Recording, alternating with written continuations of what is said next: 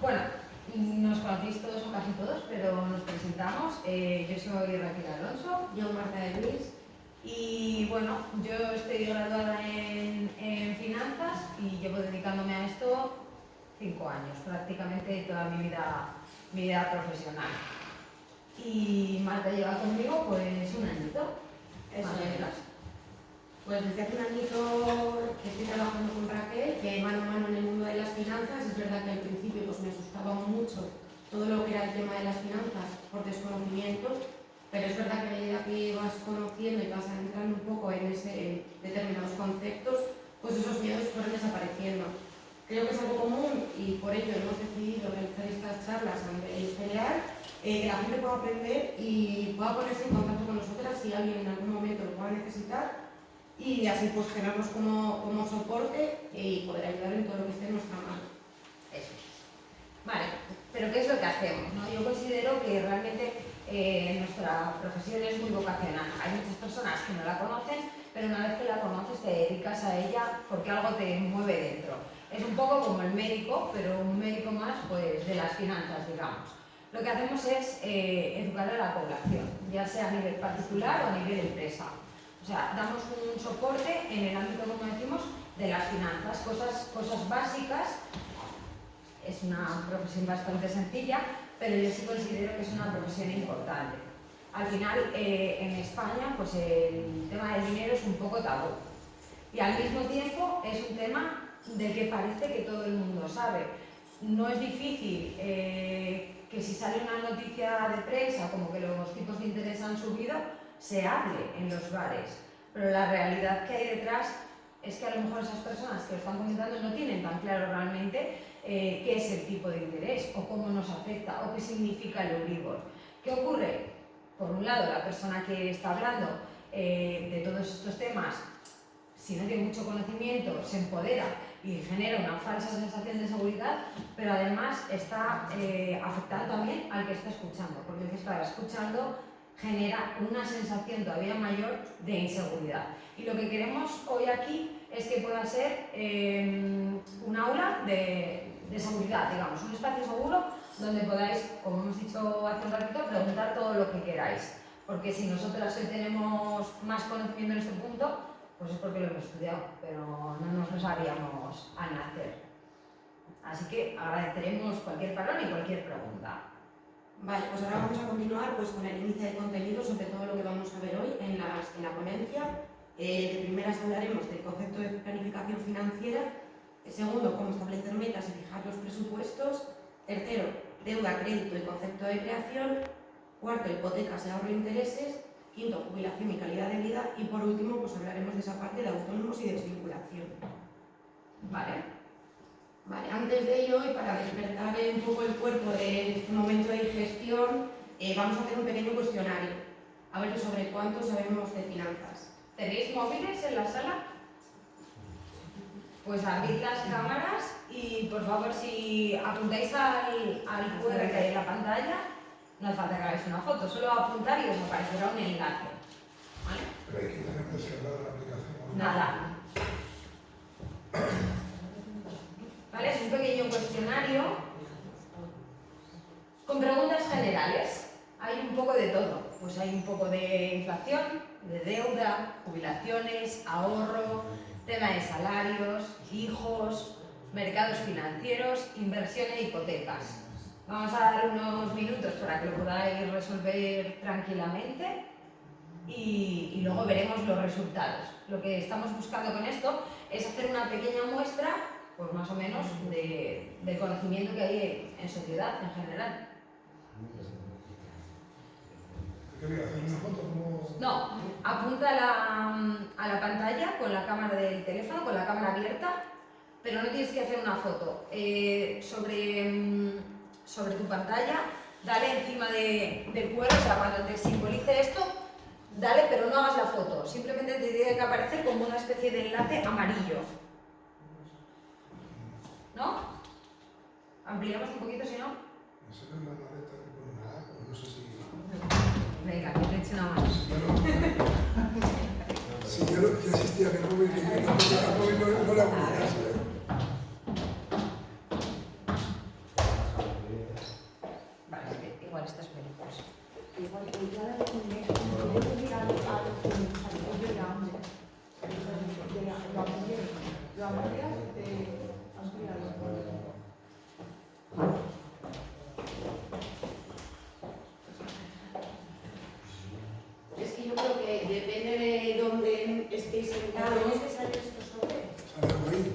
Sara. Vale, porque el móvil es un poco ya... Gracias. Nada. Igual le sale a sí.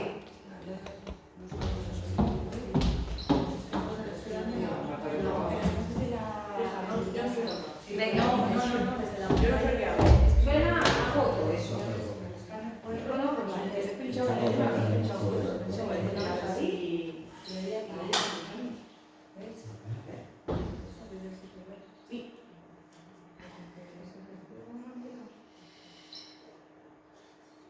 Ahora, me sale. Mira, antes cuando me salía otro sobre.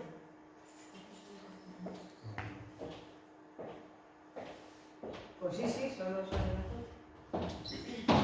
No, la foto no sale. Un segundito. A la esquina. Y una pila Solo le sale foto. Yo sea el lector de cuerdas. Yo te hago las tablas y cuerdas, ¿Y no te salen? No, yo no tengo lector, ¿eh? No. Ya ahí cuando hago japones, esto lo coge rapidísimo. No se dedica a... Mira, lo tenemos. Ah, vale, gracias. Por aquí. Vamos a ver. ¿Sabes dónde está el este?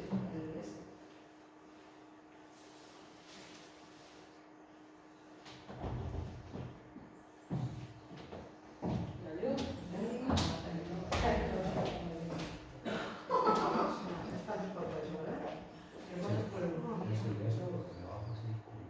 Pues tampoco.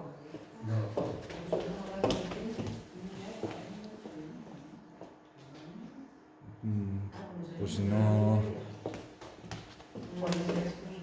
Igual. Aquí te dejamos mi teléfono. Bueno, cuando estés juntos. Si no, pásale el link. Sí. Sobre la marcha vamos respondiendo. Bueno, ¿cómo vamos? Esto ha sido lo más complicado que vamos a hacer hoy.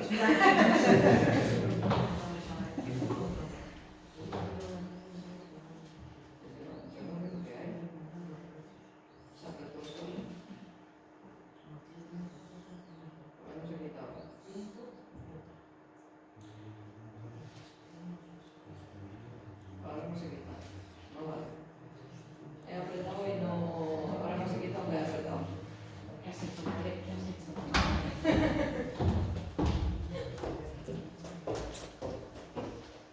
Es que no sé cómo le di ahí, ¿sabes? Le di aquí y ahora no soy capaz de quitar eso. Tienes que seleccionar algo más, o no quieras, pero algo le quieres Quitas lo otro. Ah, Y dos respuestas a la vez no puedo dar. Pero eso es una pista. Significa que una de las dos fijo no va a ser. Bueno, pues es que claro, se te viene la otra.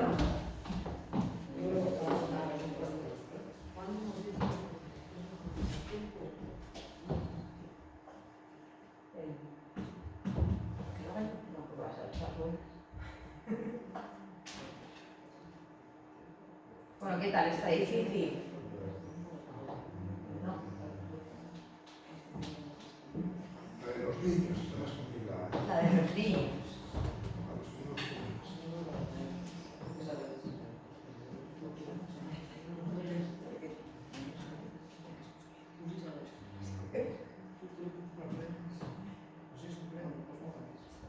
Tienes que contestar, pero si no lo sé, pues contestar. La que te suene mejor.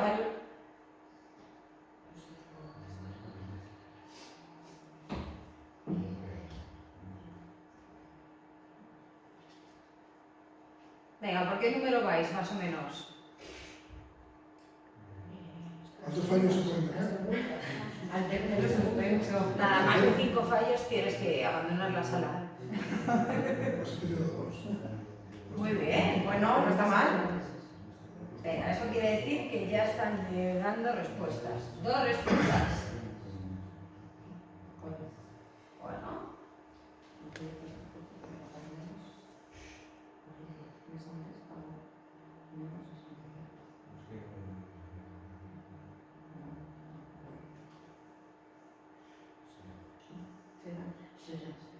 Venga, la de los niños acerté y fallé la de la hipoteca.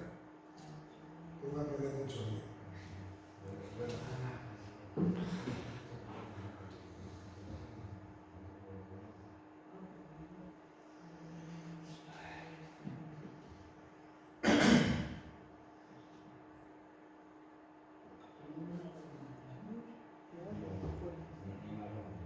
Lauri, ¿cómo vamos, hija? No, yo ya, pero yo Ya dije, está. ahora vi no sé qué, digo, yo todo eso no lo vi, digo, no sé si lo he hecho bien eso.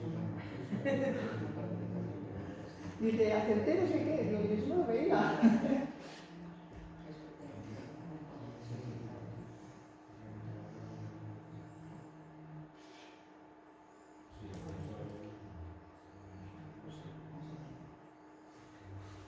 Un par de minutillos más y continuamos.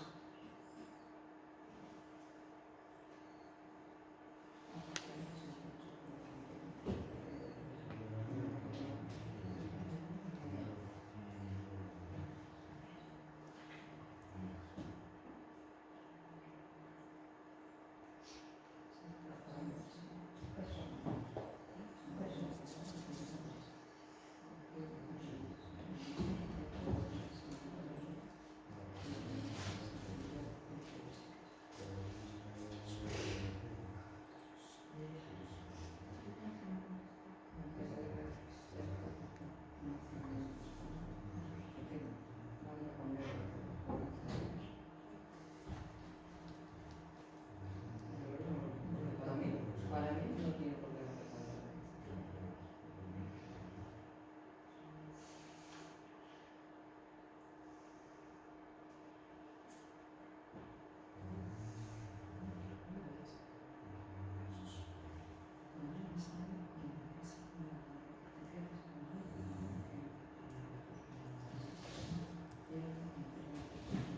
¿Cómo vamos, chicos? Que tenemos gente online aquí a la espera de continuar. ¿Me lo tengo que enviar? Por favor. No aparece nombre, no aparece nombre. No, no, qué necesidad, digo. ¿Cómo Estamos está? haciendo simplemente pues una muestra de lo que en general sabe la gente. Más o menos las respuestas que vais a dar son las respuestas que se suelen recoger. Pues poco. ¿Qué tal? Yo creo que se sabe si es. Hay que mirarla. Hay que mirarlo. Estaban diciendo y dije, Enviar. Perfecto. vale, ¿Está enviado? Sí, Pues ya ni está. yo. Pues aprobada. No, hombre. Chicos, Que necesito ver vamos a ir. ¿os queda una solo? Muy bien. Esa solo. Pues venga. Y la si llamo. además entonces ver puntuación le damos. Sí. Pues de todos modos contesta lo que Todas las conteste. respuestas serían generar aquí en pantalla.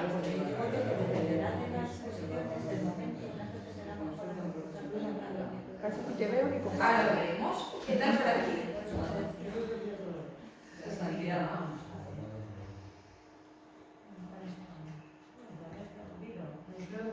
¿Sí? ¿Por aquí qué tal? Ah, vamos en la última. En la última, ¿ves? Sí. ¿Esta no la sabe? No. Pues esta es la grave.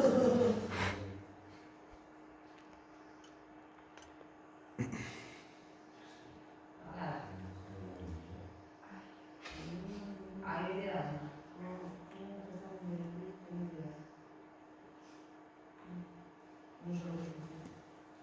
Este no. No puede ser.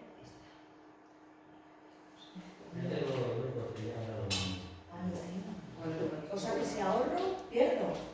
Pues ahora lo ves, ahora lo ves, ahora lo ves. Vamos a ver. ¡Qué nervios, qué tensión!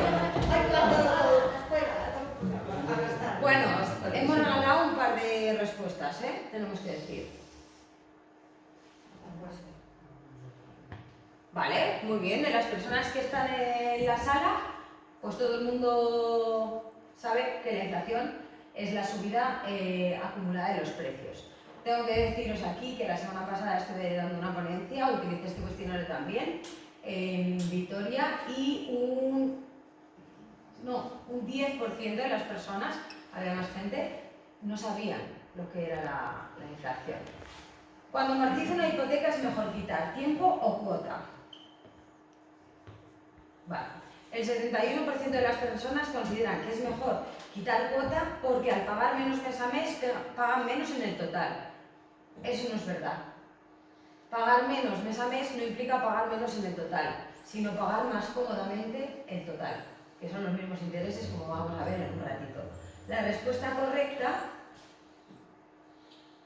es que es mejor quitar tiempo porque estoy ahorrando intereses precisamente por lo contrario, por lo que no era bueno quitar cuota, porque estoy pagando más incómodamente. estoy pagando más, pero realmente estoy quitando mi deuda, que es por lo que pago intereses, más rápido. ¿Qué proporción mínima de salario debo destinar al ahorro? Bueno, la recomendación mínima es del 10%, como piensa el 57% de las personas que está aquí. Todos sabéis lo que es una acción, muy bien, eso os ayudará para la semana que viene. ¿Tenéis sentido invertir en renta variable a largo plazo? No, la renta variable es muy volátil. Si arriba habéis respondido que una acción es una participación en una empresa, yo os pregunto, ¿qué es la renta variable? Que varía, que varía. ¿Pero qué hay detrás de la renta variable? El Euribor. No, Es que no, ya, luego, hay acciones. sí, pero ¿Vale? Detrás de la renta variable lo que hay son acciones. Y las acciones, como habéis contestado en la anterior, son participaciones de las empresas. Considerar que la renta variable a largo plazo no va a crecer es considerar que las empresas van a fracasar. Si no creciera de manera sostenible la renta variable a lo largo de nuestra vida, significaría que el ser humano no está aportando valor en ninguna actividad. Una cosa es que haya momentos determinados en los cuales, por ciclos económicos, podamos estar en recesión y baje el precio de las acciones, baje el precio de las cotizaciones, o que determinadas empresas puedan fracasar y esas acciones puedan llegar a valer cero. Y otra cosa es que en general la renta variable no vaya a crecer a largo plazo. La respuesta correcta es que es la mejor manera de crear capital sosteniblemente. ¿Vale? Un 28% acertado. El otro 14% no relaciona bien lo que es la renta variable porque lo está vinculando al Euribor, que no tiene nada que ver. El Euribor lo que es el tipo al que se prestan, bueno, nace, ¿no?, del tipo de interés interbancario al que se prestan los bancos principales a nivel mundial, y luego con ello se genera un índice que es muy utilizado para las hipotecas, pero que podrían utilizarse para las hipotecas, como anteriormente se podía utilizar, por ejemplo, el IRPH, ¿vale? Que ese es otro tema, y hoy no vamos a entrar porque ya no hay prácticamente hipotecas vinculadas al IRPH. ¿Aportar a la seguridad social garantiza mi calidad de vida en el momento de la jubilación? Bueno, pues el 70% de las personas que están aquí hoy piensa que sí. Veremos dentro de un rato cómo funciona el sistema público y los números que tenemos en los presupuestos del Estado, que también es una empresa pública. Tiene cuentas como puede tener una empresa privada, es decir, igual que las empresas privadas registran cotizaciones en bolsa y componen la renta variable, se puede comprar también acciones a través de bonos, obligaciones y letras del tesoro de empresas privadas, de empresas públicas, perdón, como son los estados. Si repartes tu inversión, ¿qué pasa con el riesgo? Bueno, pues casi todos sabéis que se diluye, ¿no?, que disminuye al diversificar. Cuando antes hablábamos de acciones, pues en vez de comprarme una acción, me compro 100, si 3 empresas van mal, pues me importa un poco menos porque las otras 97 van bien, ¿vale? Y en medias es más fácil que yo pueda ganar. ¿Con qué deuda per cápita nace un niño en España? Esta pregunta deberíais más o menos saberla todos. ¿Por qué? Porque si una persona más nace y tiene esa deuda per cápita, no se le va a poner a ese niño pobre que le ha tocado a dedo asumir, comillas, esa deuda, sino que es la misma que tenemos nosotros, los que estamos aquí, ¿vale? Y es 31.288 euros. ¿Vale? Ahora mismo, digamos, si quisiéramos equilibrar la deuda que hay en el Estado español, pues cada español debería aportar 31.288 euros al Estado y entonces no tendríamos deuda. Tampoco tiene sentido llevar la deuda a cero, como luego veremos. Tiene sentido que el Estado y las empresas se endeuden, como también puede tener sentido que lo hagamos los particulares. ¿Qué pasa con el ahorro que tengo en cuenta corriente a lo largo del tiempo? ¿Vale? Pierde el 3%. ¿Por qué? Porque es la subida de precios. Alguien ha contestado que pierde, pero que pierde menos que tenerlo en casa. Si en la cuenta me dan 0, ¿cuánto me dan en el cajón de casa? 0 también, pierde exactamente lo mismo. Es verdad que aumenta progresivamente, pero no el valor. Lo que aumenta son las unidades monetarias si yo sigo metiendo dinero, ¿vale? Pero el valor no aumenta, sino que disminuye. Es decir, los 5 euros que metí, si le meto otros 5, tengo 10, pero no valen 11, valen en tal caso 9. Si le pregunto a una inteligencia artificial cómo empezar a invertir, ¿qué me dirá? Pues sí, me dirá que consulte con un profesional independiente, ¿vale? ¿Por qué no me dirá que lo haga a través de mi banco? Porque mi banco, que me puede asesorar muy bien a nivel de conocimientos, a nivel de productos me va a tener que ofrecer los que tienen cartera. No es independiente. ¿Vale? Bueno, ¿os ha parecido muy difícil? Pichi picha. Hay de todo. Pues más o menos las respuestas que habéis dado son similares a las que en otros test, en otras encuestas que hemos realizado hemos ido encontrando, o sea que estáis como en la media. Sin embargo, hemos visto que sí que en algunos puntos pues falta un poquito de información. ¿Cómo podemos mejorar esas bases financieras? Y sobre todo, ¿cómo podemos actuar? Pues teniendo un plan, ¿vale? Un plan del tipo que sea me va a requerir, por un lado, me va a requerir 2 cosas que a la mayoría de la gente no le gustan. Uno es tiempo y otro es un poquito de esfuerzo. Da igual que yo quiera ponerme fit para el verano, que quiera hacer unas oposiciones, que me apetezca, yo qué sé, correr un triatlón. Voy a tener que pautar unos tiempos y voy a tener que entrenar, ¿vale? En el ámbito de las finanzas ocurre lo mismo. Tendré que esforzarme un poquito e ir poniendo tiempos. Vale, al final la planificación financiera lo que estábamos intentando trasladaros es que es un proceso que lo que permite es garantizar nuestras metas económicas en función de los plazos y los recursos que disponemos. Me encanta que los planes salgan bien, decían del equipo A, pero pueden no salir, al menos no como esperamos. Por eso es importante proteger todo lo que pueda pasar y nos afecte negativamente, tanto a nivel económico, de pequeño o gran alcance, como a nivel no económico, es decir, a lo personal. El conjunto ayuda a mitigar los riesgos y a mantener un plan sólido y sostenible. Vale. Esto que ha dicho Marta, gráficamente se trasladaría así. Una persona lo que debe hacer es, a lo largo del tiempo, desde el momento 0, que puede ser cualquier momento, ir rentabilizando sus recursos. De modo que si tiene algo, deberá hacerlo crecer. ¿Por qué? Porque como bien sabe el 100% de las personas que están en esta sala, los precios suben. Si yo no supero la inflación, estoy perdiendo valor. Si ahora mismo me están dando en renta fija un 3% y la inflación es un 6,6%, es un suma-resta. Yo pago el 6,6% o alguien aquí no va a hacerla comprar. Pues menos 6,6 más 3, suma-resta, menos 3,3.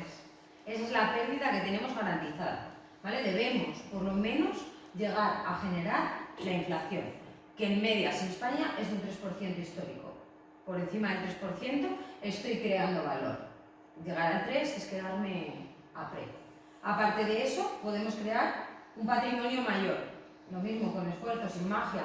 Yo voy a currar, ingreso, gasto, deduzco mi ahorro, deduzco mi ocio, perdón, que lo tengo que tener, y si me queda, ahorraré. De esa manera puedo crear, siguiendo un procedimiento de 4 fases, que nos lo vamos a guardar para la semana que viene. Y aparte, Marta decía que le gusta que los planes salgan bien, pero que a veces pues no salen así. ¿Qué debemos hacer? Lo primero, consolidar un colchón de imprevistos. Para todos esos pequeños imprevistos de los que Marta hablaba, que son económicos, de pequeño alcance. Luego, aparte, podemos trabajar protección patrimonial y analizar, oye, ¿qué recursos necesitaría yo a día de hoy para que si me pasa algo no económico, es decir, algo personal, que es lo más caro, aunque se llame no económico, yo sepa que voy a estar protegido? Pensad cada uno de vosotros, a día de hoy, si os pasara algo, si tenéis deudas, esas deudas quedarían pagadas. ¿Cómo quedarían vuestros seres queridos? Si lo que os pasa no es un fallecimiento, que igual es a donde nos hemos ido la mayoría de las cabezas, sino que tenemos una invalidez o una enfermedad grave, ¿cuánto nos va a dar la seguridad social y cuánto necesitamos para llegar a ese punto de equilibrio? Pero no es llegar a ese punto de equilibrio de aquí a un año, porque si yo tengo una invalidez irreversible, que es como suelen ser las invalideces de las personas, ¿vale? Voy a tener que generar un ingreso de algún modo de aquí a que me muera. y la esperanza de vida son los 84 años. ¿Cuántos años tenéis? ¿Cuántos os quedan? ¿Cuántos ingresos necesitáis por 12 meses? ¿Vale? Pues el capital que ya tengáis creado más lo que la seguridad social os daría es lo que tenemos que descontar a todo lo que necesitamos y protegernos en esa proporción. ¿Vale? De esa manera buscaremos un punto de inflexión a partir del cual podamos hablar de libertad financiera. Y esto pues es lo que hace la planificación. Vale, pero al final, ¿por dónde empezamos? Pues lo más sencillo, establecer metas financieras. Lo que nos permite esto al final es tener una visión más clara de lo que deseamos lograr financieramente en nuestra vida. Ahora lo que sí que queríamos era que entre todos, hay portavoces de vosotros mismos, y nos contarais un poco pues, cuáles son las metas más comunes a la hora de afrontar la vida en general. Cuáles son las metas que más os ha costado conseguir a nivel general, como puede ser ahorrar para la jubilación, pagar una deuda, comprar una casa, etc. Pues si alguien se anima. Y si no, pues a dedo, os vamos a ir obligando a todos, como queráis. Pensar un poco, ¿vale? En vuestra vida hasta aquí, lo que más esfuerzo económico os ha supuesto, ¿qué ha sido? ¿Quién quiere empezar? Venga, pagar la casa, yo. Pagar la casa. ¿Pagarla por completo o crear la entrada? No, pagarla por completo. Pagarla por completo. Venga, pues ya vamos así. Titiriti. Pues sabía que Es que estabas al lado. yo pienso que lo más difícil es remontar una situación difícil. Remontar una situación difícil, ¿vale? La opinión del caballero me interesa mucho. ¿Usted qué opina? ¿Qué es lo que económicamente le ha costado más conseguir? Pues igual ayudar a los hijos, o ahora, que entiendo está jubilado, merecido seguro, vivir ahora el día a día por lo que le pague la seguridad social, o comprarse una casa. Yo estoy disfrutando con la casa. Bueno, muy bien.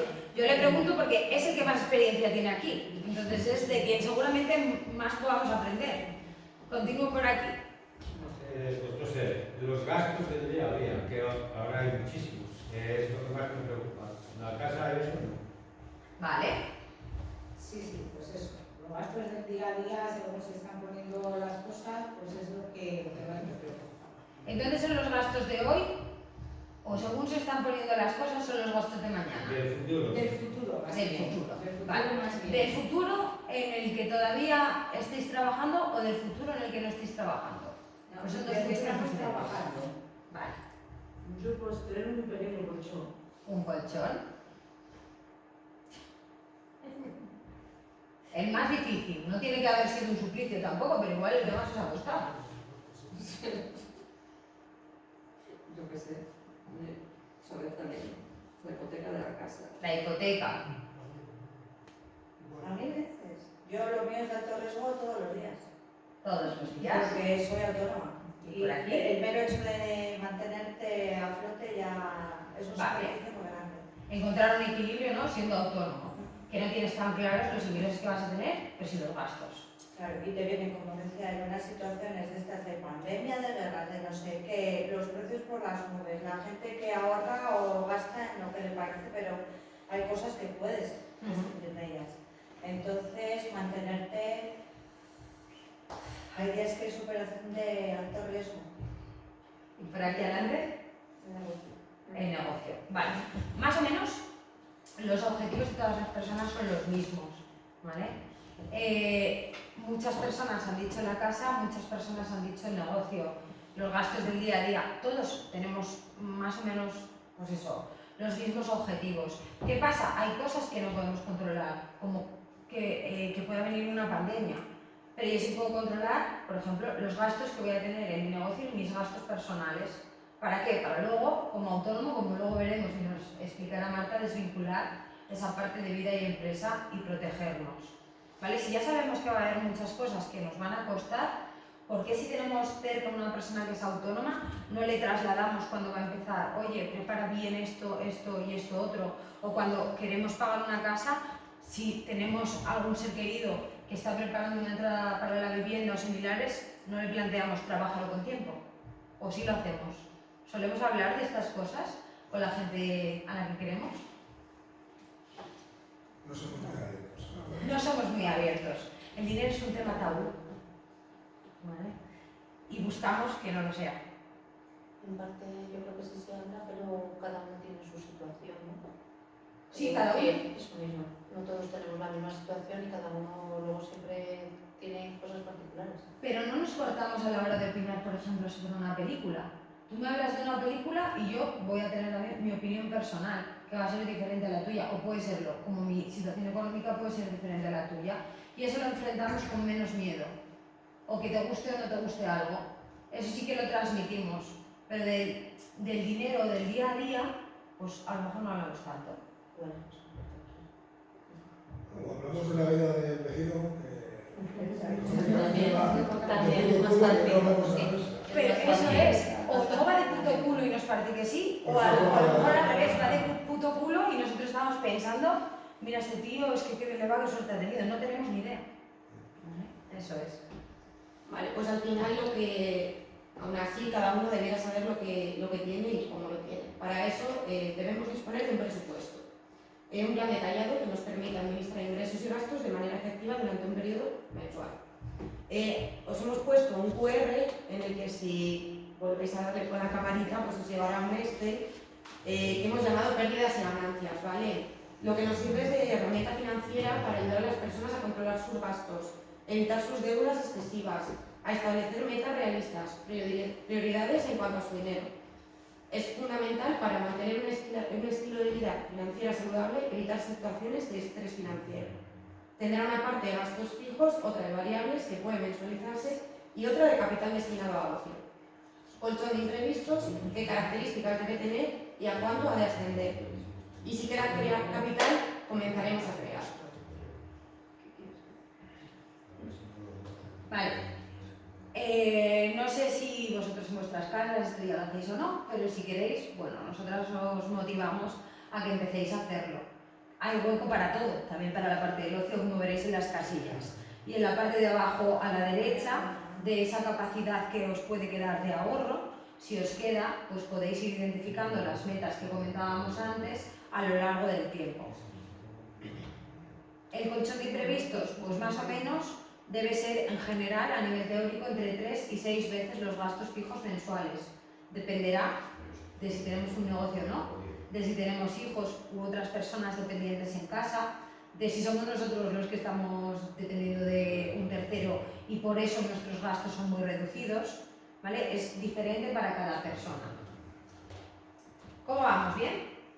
Pues me pasa lo de antes que no me lo descargas. Vale, el colchón de imprevistos no voy a entender. ¿El qué? Eso lo acabas de decir que no voy a entender. No, el colchón de imprevistos viene para marcarlos. Tienes en la parte, en la parte de abajo de la izquierda, donde aparece la suma de gastos, calcular el colchón de imprevistos debería ser, pues eso, entre 3 y 6 veces los gastos fijos. Pero eso es algo teórico, porque depende también, pues lo que te digo, de la situación familiar que tengas, de la gente que pueda depender de ti o no, y de tu situación profesional y laboral. No es lo mismo una persona que trabaja por cuenta propia y lleva un año que una persona que trabaja por cuenta propia con 50 empleados. Bueno, Amancio Ortega trabaja por cuenta propia, no es lo mismo, seguramente que mi colchón de imprevistos, ¿vale? No es lo mismo tampoco el de una familia que tiene 2 niños pequeños que el de, pues yo qué sé, una persona de 35 años que está soltera y lleva 10 años en la misma empresa, está indefinido y es directivo ya. Pues son diferentes, pero más o menos eso, entre 3 y 6 veces. No puedo entrar. Si quieres luego, al acabar, que lo hemos vuelto a poner otra vez, los que no lo hayáis podido conseguir, os ayudamos a descargarlo. ¿Sí?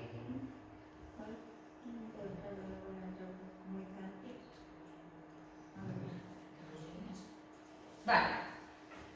Y decía Marta que si nos queda en ese análisis de ingreso y gasto, pues la clave es crear. ¿Por qué crear? Pues crear para 2 cosas. Lo primero, para evitar deuda y lo segundo, para tener acceso a ella. Como hemos dicho antes, tener deudas no siempre es malo, ¿vale? La deuda es una herramienta financiera que puede ser muy útil. El préstamo y el crédito pueden ser muy útiles si sé cómo utilizarlos a mi favor, porque al final lo que me permite es trabajar con un dinero que no es mío para conseguir cosas que yo puedo empezar a explotar antes. Por ejemplo, cuando nos compramos una casa, estamos utilizando un dinero que todavía no tenemos, que es de un tercero, para tener una casa y explotarla. En este caso no la estamos explotando a nivel de ingreso porque no la tenemos alquilada ni la estamos utilizando para que nos genere un ingreso pasivo, podríamos decir, pero lo hemos conseguido con un dinero que no era nuestro. Eso, qué rápido he hablado, ¿eh? Lo he pasado todo. Esto se denomina apalancamiento, ¿vale? Vale. Y cuando trabajamos con una deuda, pues tenemos que pagar unos intereses. ¿Alguien sabría definir lo que es el interés?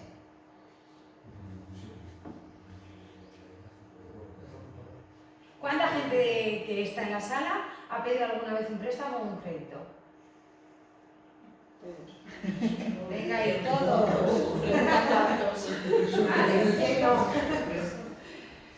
¿Habéis pagado intereses?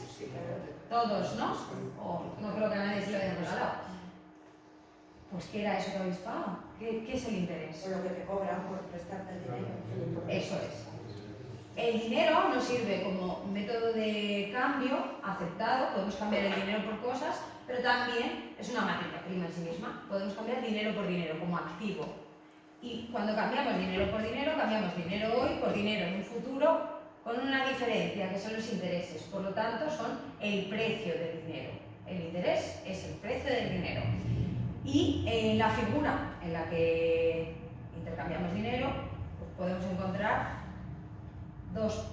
en el momento en el que intercambiamos dinero podemos encontrar dos figuras, la figura que presta y la figura que pide, con lo cual pues, puede generarse un interés acreedor y puede generarse un interés deudor. El interés acreedor es el que se genera en el que cede. Yo doy un dinero y luego a cambio me van a pagar un precio del dinero más ese capital que yo di. El deudor es yo doy un dinero y voy a tener que pagar ese dinero más un precio del dinero. Con independencia se suele dar el porcentaje, con independencia del porcentaje que sea, y ya hablemos de acreedor o deudor, la manera en la que se trabajan internamente esos intereses genera otros dos tipos de interés, que son el simple y el compuesto. Es decir, el interés puede ser interés acreedor simple, interés acreedor compuesto, interés deudor simple, interés deudor compuesto. ¿Alguien los conoce? Vale.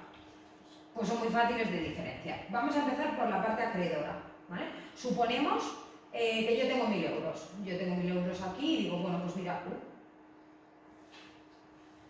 no los voy a utilizar, los puedo invertir, los puedo ceder durante 5 años, o sea, los puedo ceder a una empresa, pues a Amazon. Y me dice que me va a pagar un 10%. Entonces yo el primer año percibiría un 10% de los 1.000, ¿sí? Gano 100. Ahora, yo cojo ese dividendo que he cobrado y digo, Marta, vamos a cenar, que tengo 100 euros aquí, regalados. Año 2, me vuelven a dar el 10% de los 1.000. ¿Me dan? Pues 100. Marta, vamos a bailar, que tengo 100 euros aquí, que me ha regalado Amazon. Tercer año, lo mismo, ¿vale? Y nos vamos a hacer un viaje. ¿Qué pasa? Que yo cada vez que he tenido un beneficio lo he sacado de la ecuación inicial, no lo he reinvertido. Estamos trabajando en interés acreedor simple. Lo primero que tenemos que tener en cuenta cuando trabajamos una planificación financiera es que ya vamos a dejar un capital destinado para el ocio. Que si yo quiero ir a cenar con Marta, ya voy a tener una cantidad desde primeros de mes destinada para hacer esas cosas. Si yo esto lo tengo bien trabajado y no necesito ese rendimiento que se ha ido creando, cuando el primer año a mí me dan los 100 euros, yo digo, pues mira, es que en verdad yo no necesito ese dinero durante 5. Súmamelos al capital inicial y te presto 1.100 los 4 años que me quedan. Y cuando tú me pagas el 10%, me vas a pagar 110. Que voy a volver a sumar y generaré 1.210. Y cuando me pagas el 10%, me vas a dar 121. Y fijaros que solo en 3 años estoy generando un 21% más sobre el 10% de intereses. Si yo esto lo hago con un tiempo infinito, estaré consiguiendo que mi dinero trabaje por mí, ¿vale? Y siempre que creemos capital, deberíamos hacerlo así. a interés compuesto. ¿Por qué? Porque generalmente no pagamos nada a interés simple. Cuando los deudores somos nosotros, no pagamos de manera simple, pagamos compuesta. Y la forma más fácil de verlo es la inflación. La inflación se acumula sobre el precio del año anterior, no sobre un precio base. Si ponemos el ejemplo de los 100 y la inflación sube un 3%, lo que hoy me cuesta 100, mañana me cuesta 103.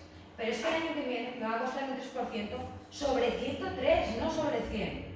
¿Qué ocurre? Si yo no trabajo en la misma liga en la que pago, por mucho que me paguen un 10 y yo pague al 3, me van a notar. Me he subido a un ring en el que no voy a ganar porque me estoy pegando a una persona mucho más grande que yo.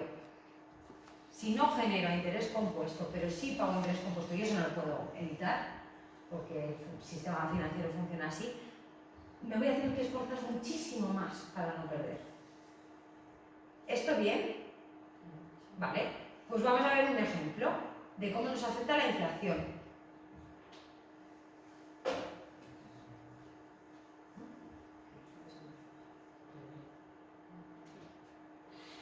Con un simulador. Estos simuladores son de acceso libre para todos. Tenéis estos o 1 millón más que podéis encontrar casi en cualquier entidad financiera, escribiendo qué tipo de simulación queréis hacer en Google. De todas maneras, al final del todo, pese a las dificultades que vemos que ocasiona, hemos traído un QR para que tengáis el acceso también. Así que al acabar, todos los que queráis llevaros documentación, paséis por aquí, pim, pim, pim, la guardáis y listos. Y a tomar algo, que es sábado. Vale.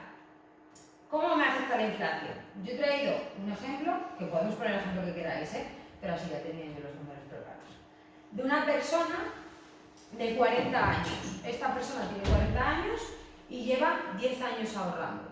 Ha ido ahorrando los últimos 10 años 250 euros al mes. 250 euros al mes por 12 por 10 años son 30.000. Tiene 30.000 euros.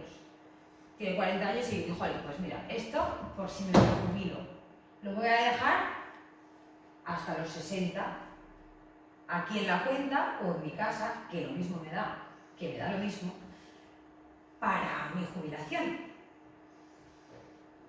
A una inflación media, un 3.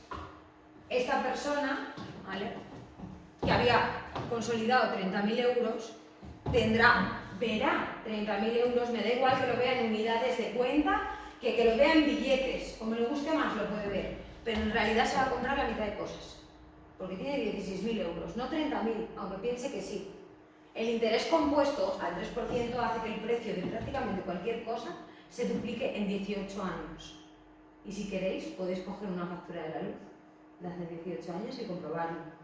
Habrá cambiado el IVA, habrá pasado del 16 al 21, habrá podido cambiar el mantenimiento, habrá cambiado el kilovatio hora, pero si hacéis el suma-resta,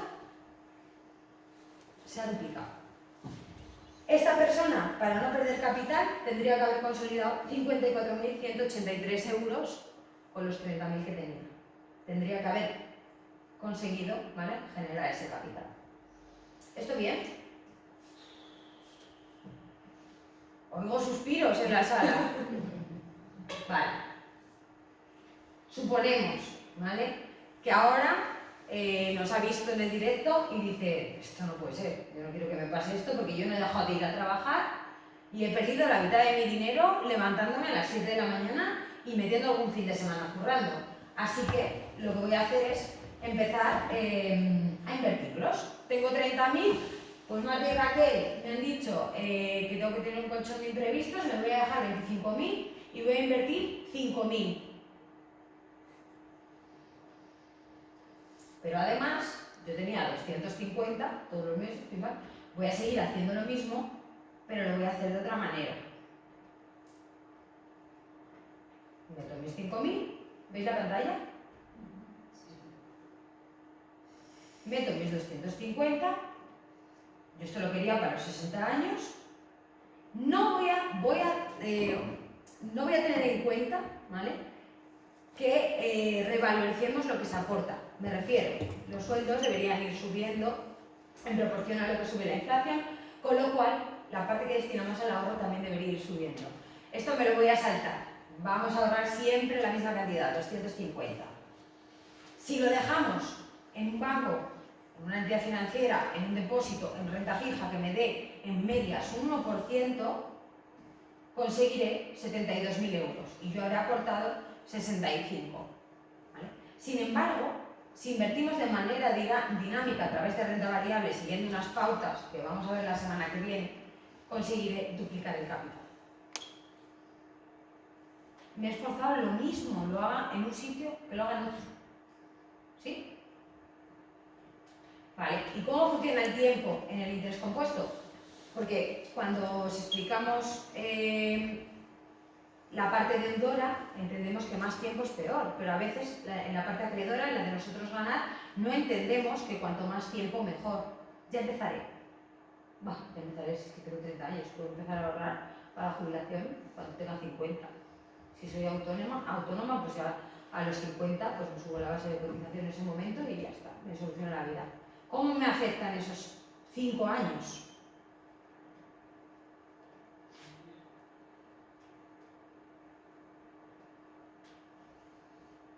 Vale, pues yo había medido mis 5.000, mis aportaciones mensuales de 250. Vamos a seguir trabajando de manera dinámica a un plazo de 20 años, pero ya no tengo 20 años. El plazo de 20 años lo que hace es que esta persona de 40 tenga 60, pero si empieza a los 45 tiene 5 menos. ¿Veis bien la parte de los números? Vale. Invertido 65.000 si empiezo ahora. Si empiezo 5 años más tarde, pues evidentemente invierto menos, ¿vale? Me he ahorrado 15.000 euros de inversión, de esfuerzo. Pero la diferencia es de pasar de 123.000 euros a 81.000 euros. Mi esfuerzo de 15.000, que parecía mucho, me estaría dando 42.000 euros más. La parte más importante es la que aparece aquí abajo, que para llegar al mismo capital, empezando 5 años más tarde, es decir, mi prima solo por edad, si empieza a la vez que yo, se tiene que esforzar más si quiere conseguir lo mismo, ¿vale? En este caso que hemos puesto, el esfuerzo de más que se van a hacer durante 15 años, que es lo que falta, hasta los 60, es de un 40% más. Gracias. ¿Bien? ¿Dudas sobre algo de esto? Pues estoy viendo unas caras que me está dando una pena. Bueno, el próximo día leemos las soluciones. Hoy venimos solo con las malas noticias. Bueno, vamos a una no mala noticia. ¿Quién de aquí no tiene casa, una vivienda en propiedad? ¿Tenéis hipoteca todos? Sí. ¿Quién la tiene sin pagar? Bueno, pues traemos la manera de pagarla más barata. Venga, esto sí es bueno. Vale. Pues vamos a comenzar un poco contándoos cómo sería para conseguir un buen historial crediticio, pues para obtener una buena puntuación a la hora de que cuando nos concedan un préstamo, una hipoteca, lo tengamos con mayor facilidad. Al final, como os comentaba, pues es algo relativamente sencillo. El primero de los puntos sería cuidar nuestro historial crediticio, pagar nuestras deudas a tiempo, evitar retrasos en los pagos, mantener un bajo nivel de endeudamiento. Un buen historial crediticio abrirá muchas puertas para obtener mejores condiciones y tasas de interés más bajas. Mejorar tu perfil financiero, aumentar tus ingresos, negociar tu salario, controlar y reducir tus gastos y ahorrar regularmente. Cuanto mejor sea tu situación financiera, más atractivo serás para los prestamistas y podrás obtener mejores condiciones en tus préstamos. Generar previamente un fondo de ahorro que sea pignorable. La pignoración te permite acceder al capital adicional mientras mantienes la propiedad de tus activos. Buscar asesoramiento profesional y negociar con las entidades. Si no estás seguro de cómo encontrar la mejor financiación o necesitas ayuda en el proceso, considerar buscar un asesoramiento profesional. Un asesor financiero, un experto en financiamiento, puede brindarte orientación y ayudarte a tomar decisiones informadas. Compara opciones antes de tomar una decisión. Y avales y garantías. En algunas situaciones, como al solicitar un préstamo empresarial o hipotecario, es posible que te pidan un aval o una garantía adicional para respaldar el préstamo. Un aval es una persona o una entidad que se compromete a pagar la deuda en caso de que no puedas hacerlo. Asegúrate de entender completamente las implicaciones y responsabilidades que conlleva otorgar o recibir un aval antes de comprometerte. Vale, Marta ha dicho una palabra y nadie ha dicho nada. ¿Todos sabéis en esta sala lo que es pignorar? No. Vale. Pignorar lo que permite es utilizar un capital propio como aval. Luego ella ha hablado de avales pueden ser personas, pero yo puedo tener dinero en fondos y puedo, a la hora de ir a pedir un préstamo, decir, mira, yo este dinero lo tengo en fondos, este dinero sigue siendo mío, pero si no te pago, ¿vale? Puedes utilizarlo, sería tuyo, pero no pierdes la propiedad, ni embarronas a nadie, lo haces con tu propio dinero, ¿vale? Eso es pignoración. Vale. Porque tengamos un poco de nociones, ¿vale? Vamos a hablar muy breve de la ley de contrato de crédito inmobiliario. Esta ley se creó precisamente para evitar cláusulas abusivas en las entidades, por parte de las entidades financieras y por el desconocimiento de la población a la hora de contratar un préstamo hipotecario que generalmente, salvo si tenemos empresas, que puede ser que no, pero para la mayoría de los mortales, sobre todo para los mortales que trabajan por cuenta ajena, es la deuda más grande que van a adquirir en su vida. La LCCI es algo positivo, ¿vale? Porque desde el momento en el que se instauró, avala también a los préstamos formalizados con anterioridad. ¿Cuántas personas aquí han reclamado sus cláusulas suelo? Muchas, ¿no? ¿Vale? Pues entre otras cosas, la LCCI ha protegido de todo esto. Y cuando trabajamos en el ámbito inmobiliario, cuando una persona nos asesora en el ámbito inmobiliario, este es el título que debería de tener, ¿vale? Y es una norma que simplemente pues, protege a las personas físicas que son deudoras de préstamos hipotecarios. Vale. Ahora vamos a hablar de cómo consolidar la entrada. ¿Alguien sabe lo que es la provisión de fondos? Pues es la entrada, pero se llama provisión de fondos. Y es el dinero que debes tener disponible al inicio, al comprarte la vivienda, para tener acceso a la financiación. Porque el préstamo hipotecario y la compraventa de la vivienda son dos operaciones diferentes por mucho que sean simultáneas. Se dan a la vez. Por un lado tenemos la compraventa de la vivienda. Antes de tener la propiedad de esa vivienda, nosotros vamos a una entidad financiera, informamos del deseo que tenemos, digamos, ¿no?, de ser propietarios de esa vivienda y solicitamos financiación para la vivienda, avalando que como lo que deseamos es comprar la vivienda, en el momento en el que nos den la financiación y compremos la vivienda, avalaremos la financiación con la vivienda. Por eso se suele dar a la vez, pero podemos comprarnos una casa sin financiación y podemos pedir un préstamo, un crédito que no sea hipotecario. En este caso se dan simultáneamente.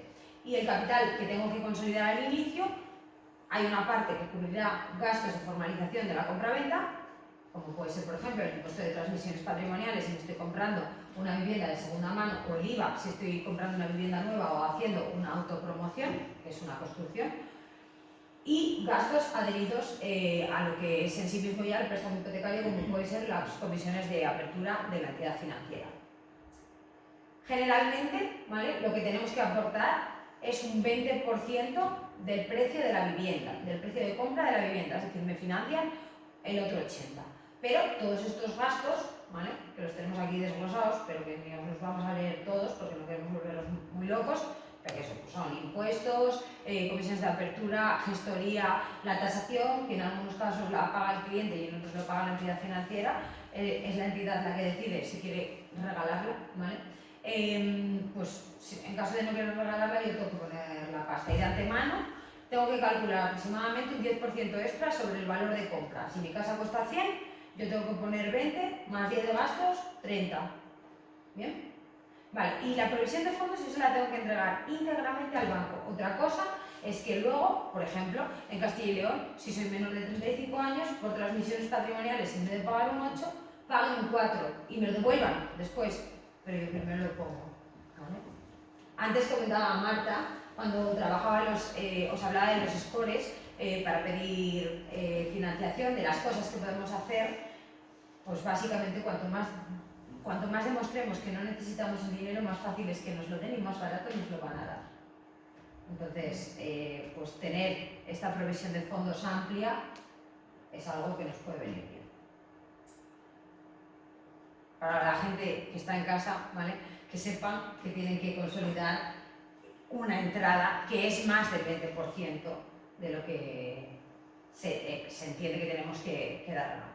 Ahora bien, empezamos, ya tenemos pagados todos los gastos de formalización, hemos registrado por un lado las escrituras, por otro lado hemos registrado el préstamo hipotecario y pues hemos tenido un tipo de interés. Ese tipo de interés que elegimos puede ser fijo, variable o mixto. Un tipo fijo pues simplemente es un diferencial, un precio del dinero constante en porcentaje.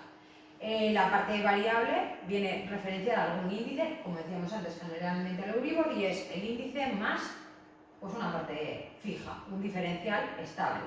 Se suele revisar cada 6 meses o cada año. Y luego están los tipos fijos, que habitualmente tienen primero, o sea, los mixtos, perdón, que habitualmente tienen primero la parte fija y luego la parte variable.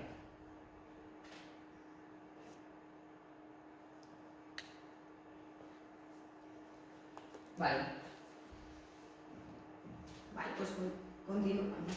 Nada, sin más, lo he dicho y no he puesto la diapositiva. ¿La diapositiva para vosotros? Me falta algo. Y ahora vamos a hablar del TAE, tasa anual equivalente, que no es más que un indicador en forma de porcentaje que al final lo que indica es qué cantidad de verdad voy a pagar, incluyendo el tipo de interés, gastos, comisiones bancarias. Es un indicador bastante más completo que el TIR, tasa de interés nominal, porque además nos permite comparar préstamos. Por ejemplo, ¿os quedaríais con una hipoteca a interés fijo de un 2% o con una de un 2,5%? Es una pregunta aparentemente muy fácil. Fijas a las dos, a un 2 o a un 2,5. Fijas las dos, a un 2 o un 2. Fijas las dos, pero una es a un 2 y la otra a un 2,5. No es pregunta trampa. Hay trampa por detrás, pero no es pregunta trampa. No diríamos que un 2%, ¿verdad?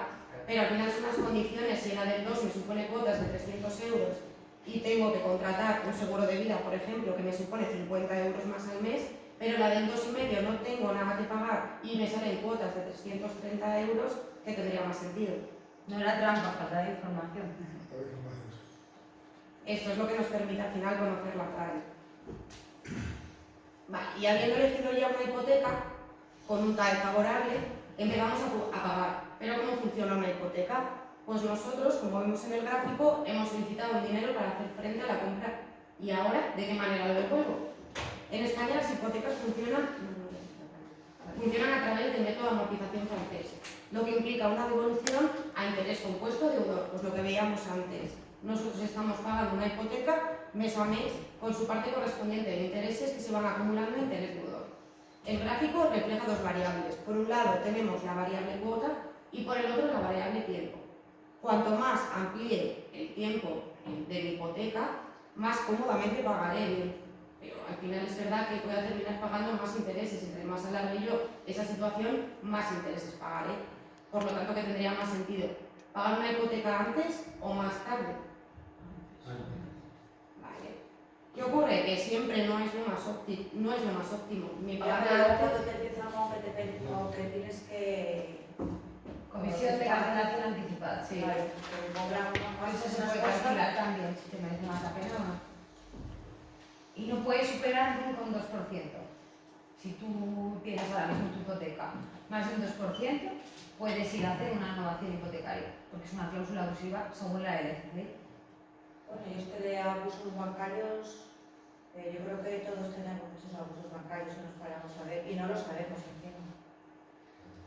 Porque no te cuentan todas las cosas de principio a fin. Esas cosas son revisables, ¿vale? Y ahora, por ejemplo, hay muchísima gente que se dedica al derecho bancario, hay muchos profesionales que se dedican exclusivamente a analizar préstamos hipotecarios, pues toda la documentación, y a ver cuáles son las cláusulas abusivas para reclamarlas y te van a cobrar del beneficio, porque ya saben que vas a ganar.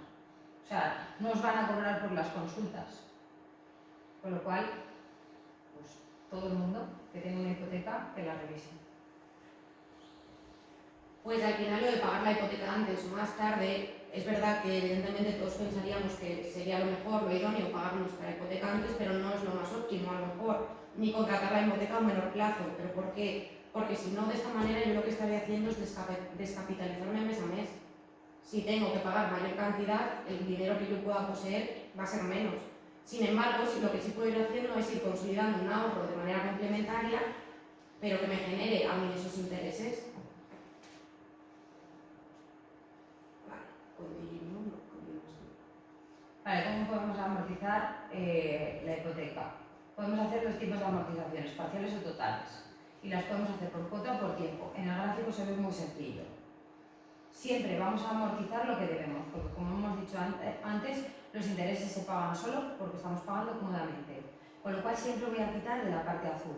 Si veíamos que aquí tenemos cuotas y que aquí abajo lo que tenemos es tiempo, cuando yo amortizo cuota, me estoy quitando parte de lo que debo, ¿lo vemos? Y lo que se reduce es esto, donde aparecía una cuota de 300 euros, pues ahora aparece una cuota de 287. ¿Han cambiado los intereses? No. Nunca tiene sentido reducir cuota, excepto una necesidad. O sea, no es que tenga sentido, sino que es una escapatoria ya a una situación financiera personal de mucho desequilibrio, que es que no tenemos otra opción, pero no es lo que debemos hacer, ¿vale? Sí podríamos hacerlo, ojo a esto, ¿vale? Si yo lo que quiero es reducir esa cuota para esos 13 euros, invertirlos. Porque en este caso lo que estoy haciendo es lo que ha dicho Marta. No solo no me estoy descapitalizando, sino que estoy empezando a utilizar el dinero del banco en mi favor. Cuando quitamos tiempo, lo que hacemos es ir ahorrando intereses. Ahora bien, ¿nos da lo mismo, pregunto, hacer 5 amortizaciones parciales que una total? Nos va a dar un poquito más de rentabilidad, o sea, nos va a ahorrar un poquito más de dinero hacerlas parciales. ¿Por qué? Porque se va a reestructurar el gráfico antes. Pero si hago una total, durante ese periodo que habría estado entregándole dinero al banco, puedo utilizarlo para trabajar a mi favor. Vamos a hacer un gráfico que es mucho más sencillo. ¿Vais bien? ¿Somos las tías más aburridas del universo? Vale. Pero 240 meses. Pues si debo, vamos a poner el ejemplo de los 100.000. Debo 100.000. Vale, voy a ir dibujando las cuotas. Cuota, clac, a cero. Se acabó mi hipoteca. A los 20 años.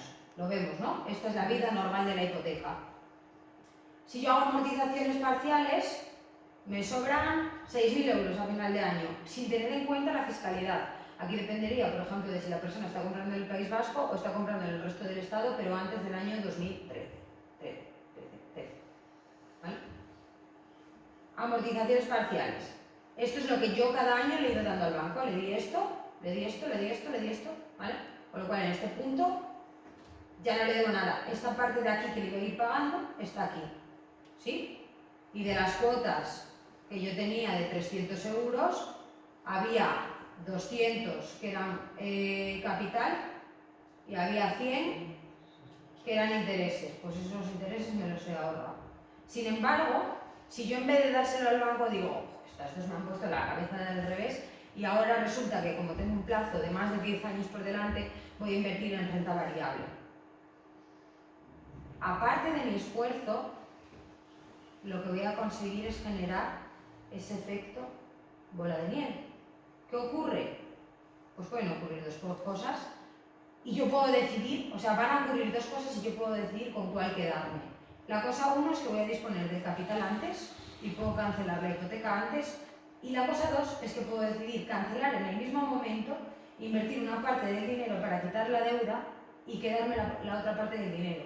¿Para qué? Para irme de viaje, para comprarme un coche, para utilizarlo como provisión de fondos para una segunda vivienda en la que lo que quiero es abrir un Airbnb, para dárselo a mi madre, que se ha portado muy bien siempre conmigo, para lo que yo quiera. ¿Vale? Puedo decidir, incluso podría decidir no cancelarla. ¿Por qué? Porque tengo un fondo aquí que en ese momento pues lo que me va a permitir es que no me preocupe mucho pagar cuotas de 300 euros. Da seguridad, ¿vale? Preparar hoy estas cosas a futuro lo que nos da es capacidad de decidir. Vale, y ahora nos vamos al otro caso en el que no tengamos esa hipoteca, no queramos comprar una casa, pero no tengamos todavía esa hipoteca pero si queremos tenerla a futuro. Entonces, si nos anticipamos, utilizas un simulador que está ahí. Si nos anticipamos a la compra de esa vivienda, yo en un plazo de unos 5 años quiero consolidar esa casa, quiero tener mi casa, tendré que a día de hoy plantearme y decir, bueno, pues que necesito una provisión de fondos, un ahorro mensual, etc, etc. Y los gastos fijos, teniendo siempre en cuenta también pues, estos gastos fijos que pueda tener de manera mensual. Un ejemplo muy claro, pues un joven que vive en casa de sus padres y pues, debería identificar cuánta cuota podría llegar a permitirse. Un ejemplo, una persona que puede llegar a ahorrar 500 euros de esa cantidad, si destina un 80% de su misma cuenta corriente a un ahorro, que serían unos 400 euros para la vivienda de 100.000 euros, necesitaría 6 años para esa provisión de fondos tener para poder pagar esa entrada, durante los cuales ahorraría también el otro 20%, que serían los 100 restantes, para poder quitarse la hipoteca antes.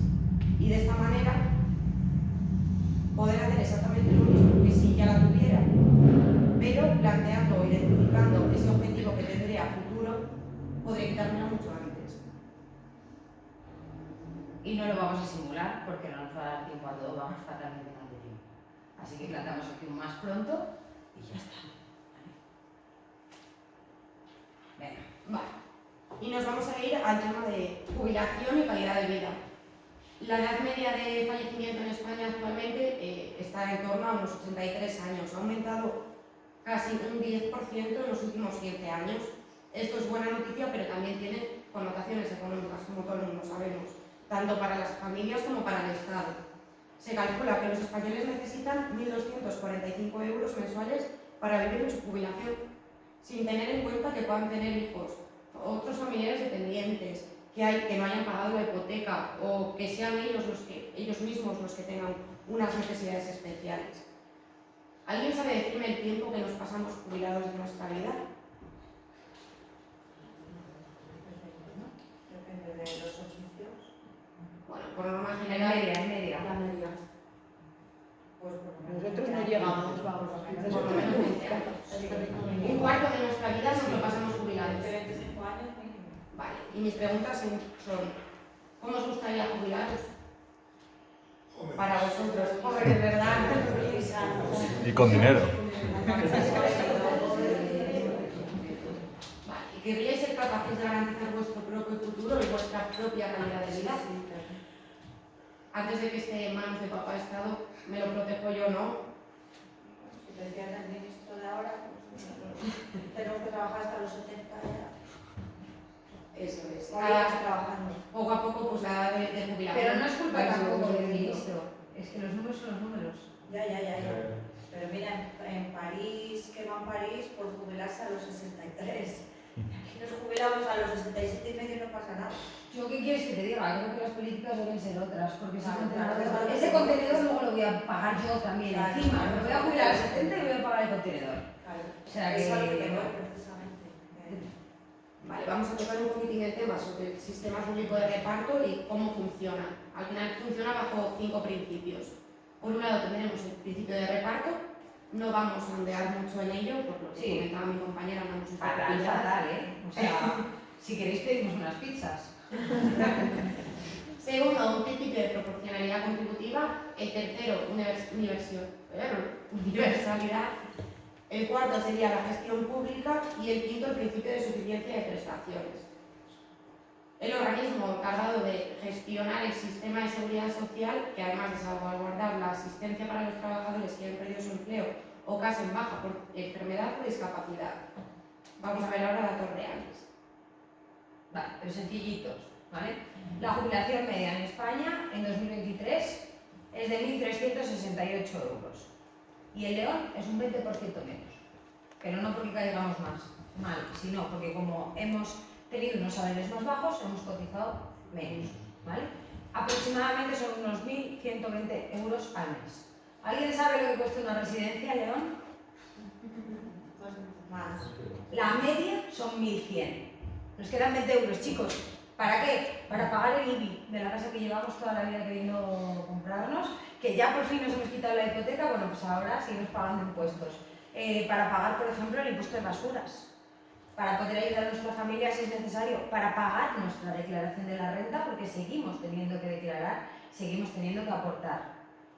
Esto hoy, ¿vale? Para los jubilados de hoy en León y en La Bañeza, hola gente de La Bañeza, 1.120 euros. Pero ¿y a futuro? ¿Vale? ¿Qué preveemos a futuro para nosotros? En el caso de dependencia, a día de hoy, la ayuda para la dependencia solo costea 1/3 de lo que cuesta pues, una residencia. Vale, lo primero que tenemos que tener en cuenta es lo que es la tasa de sustitución. ¿Alguien sabe lo que es? Vale, pues la tasa de sustitución en España es del 81,2% y más o menos, así muy fácil, lo que implica es que vamos a cobrar el 81,2% jubilados de lo que hayamos percibido en nuestra última nómina como activos. Si yo ganaba 1.400, que es más o menos la media que podemos encontrar de sueldos en un sitio como La Bañeza, el 80%, ¿vale? En medias, en La Bañeza, León, en medias sí estamos en 1.400. Hay gente que gana menos, hay gente que gana mucho más. En León hay gente que gana. En medias, ¿vale? 1.400, el 80%, ahí están los 1.100. Bueno, ¿qué pasa? Que esto pues hay que solucionarlo. Os hemos traído también en este QR las perspectivas, ¿vale? Lo que planteaba un poco la Organización para la Cooperación y Desarrollo Económicos a fin de poder mejorar la situación en España. Y una de esas cosas era que debido a la pirámide poblacional invertida que tenemos, pues necesitamos aportar durante más años, que es lo que hablábamos ahora.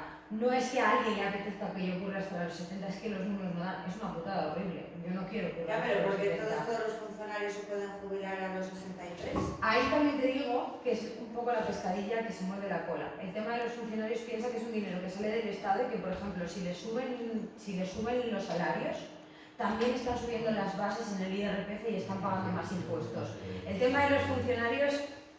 Y trabajadores de banca, no sé qué... Bueno, depende. La banca ya no funciona como antes.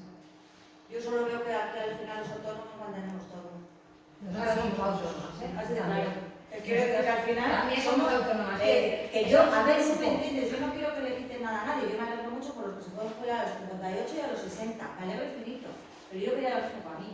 Yo quería poder cerrar 28 días sin irme de vacaciones. Me De imagino. verdad, no es que quiera estar, no lo necesito. Me imagino. Y yo veo que eso yo no lo puedo hacer, pero luego te dicen, no, es que tengo un moscoso. Yo en mi tienda estoy hasta las narices de ver a los funcionarios que salen a tomar café a las 11 y son las 12 y están haciendo la compra en mi tienda. Y me dicen, date prisa, que te estoy currando, que estoy currando. Y digo, al final tengo que correr yo, para que tú te tomes tu café, estés por ahí y todo. Y todo eso lo pago yo. Si te entiendo. Si yo Lo pago yo, entonces a mí eso me hierve la sangre.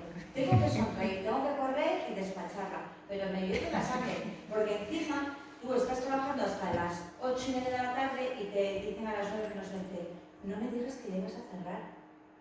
Y digo, claro, como tú terminaste de trabajar a las 2:30, pues yo a las 9 menos 20 tengo que seguir aquí, porque tú has salido hasta Es aquí. que si no, no te da tiempo a ir, mujer. Claro, ¿no? Entonces yo no quiero que le quiten nada a nadie, no quiero que le quiten nada a nadie. Yo quiero Te tener entiendo. lo mismo o un poco menos, pero lo mismo que esa Te entiendo. gente. Y yo quiero lo mismo. Claro, claro. Pero somos, entre comillas, muy pequeños para nosotros como ciudadanos, en este caso pues tú, yo, Marta, los autónomos que estén en la sala, para poder llegar a mover algo así, entre otras cosas, porque si tienes la tienda abierta hasta las 9 de la noche no te da tiempo a ir a ningún sitio a quejarte. Claro. Lo único que puedes hacer es proteger el futuro, porque encima como autónoma vas a cobrar menos Claro. que el funcionario o que el del banco que trabaja por cuenta ajena, No me que te puedo hace coger abierta la hasta las 9 gripe, y 5. ni una gripe te puedo Que es una disfrutar. putada, pero es que es verdad. Claro, te llega la gripe y dices, no, bonita, no te puedo atender. No te puedo O sea, me voy a trabajar. Así es. Claro, yo quería lo mismo que los demás. Pero no solo no lo tienes hoy, sino que igual a futuro no se puede garantizar ni tan siquiera que cobres la jubilación, la pensión. ¿Qué alegría me estás dando? O sea, que a futuro tampoco. A lo mejor no. ¿Por qué? Porque, por lo que vemos aquí, ¿vale? Pues porque al final el sistema, como dijo Marta antes, es un sistema de reparto. Entra, sale. Si no entra, no sale. Y la manera de que entre es que haya gente metiendo. Si la pirámide está invertida, como vemos aquí, es que hay menos gente invertida. Es muy fácil de calcular. 1.400 o ponle 1.800 euros brutos. 1.300 netos, 500 euros. Si una persona está cotizando 500 euros y la pensión media son 1.300, nos faltan ahí otra persona y media para cubrir una pensión. Hoy, pero según vuestra generación se vaya haciendo mayor, vais a estar jodidos vosotros y nosotros. Claro, Que somos los que vamos a tener que aportar. Pero vamos a estar más jodidos todavía nosotros y esta zona más de por aquí, cuando llegue su momento, porque va a haber todavía menos dinero. Y si la situación hoy es que entran 168.000 millones de cotizaciones y ya salen en pensiones 171.000 millones, las cuentas no dan. Y si os fijáis, el cuadro de cotizaciones es mucho más grande que el cuadro de pensiones. Proporcionalmente en imagen se ve muy fácil. ¿Por qué? Lo tenéis en la parte de abajo. Porque lo que entra en total son 384 millones, pero lo que sale, porque no solo se pagan pensiones, son 527 millones. Es decir, estamos aportando un 40% prácticamente menos de lo que deberíamos aportar para llegar a cero. ¿Cómo estamos alimentando ese desequilibrio? Adivinad. Con Con la deuda. Con deuda. ¿Quién va a pagar la deuda? Vale, por tanto, hay que aumentar la edad de jubilación, hay que reducir la tasa de sustitución. Previsiones. El 49% en 2050. Es decir, si tú te quejas, yo que también soy autónoma y que como no tengo tienda y trabajo en el ordenador, trabajo también el domingo, me voy a jubilar a los 70 y me van a pagar el 49% mientras yo he ido pagando la pensión de mi abuelo y la pensión de mi madre. Claro. Ahora, yo tengo una ventaja, o a mí me lo parece, y ella también, y es que somos autónomas. Y todavía podemos definir las bases de cotización y las cuotas. Eso significa que todavía tenemos capacidad, los autónomos, ¿vale?, para decidir qué queremos protegernos de manera privada. El que cobra 1.800 brutos no puede decirle al Estado, no, mira, te voy a dar de cotizaciones 200, que los otros 300 los quiero utilizar yo. No pueden. Eso directamente, la empresa paga una parte, el trabajador otra más pequeña, pero el 30% hasta luego, Mari Carmen. Vale, pues un paréntesis. ¿Cómo vais entretenidos? Porque, claro, información es una cuanta. Para quitar cosas.